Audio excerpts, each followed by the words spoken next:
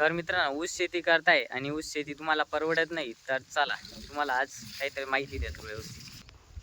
नमस्कार शेतकरी मित्रांनो, जय शिवराय. तर आजचा विषय असा आहे का आपण आहे ना, ऊसाला हमी भाव आहे म्हणून आपण ऊस लावत असतो. पण आहे ना, त्याचं काही ॲव्हरेज भेटत नाही. त्यामुळे आहे ना, बरेचसे शेतकरी म्हणतात का ऊस शेती परवडत नाही. तर आपण आहे ना, जास्त टनेज काढण्यासाठी ना, एक उपाय सांगतो तुम्हाला. तर अशा प्रकारे ना, आपल्याला जेठा कोंब मोडून घ्यायचा आहे. तर जेठा कोंब म्हणजे ना, काय विषय राहतो ते सांगतो सर्वात आधी. तर ऊस उतरताना आहे ना, एक डोळ जो उतरतो, तो म्हणजे हा मेन डोळ असतो आणि यालाच आहे ना जेठा कोंब म्हणतात. आणि हा का बरं मोडायचा याचं कारण सांगतो. कारण की ना, हे जे साईडला फुटवे आहे, हे सर्व हे आहे ना गुडघ्यापेक्षा मोठे होतात आणि ना हा जो मेन कोंब राहतो जेठा कोंब, हा आहे ना सर्व काही अन्नद्रव्य आहे ना स्वतःकडे खिचून घेतो. जास्त पॉवरमध्ये हाच राहतो. त्यामुळं आहे ना या बाकीच्यांना आहे ना काहीच खायला भेटत नाही. त्यामुळं आहे ना हा पहिल्यांदा मोडून टाकायचा.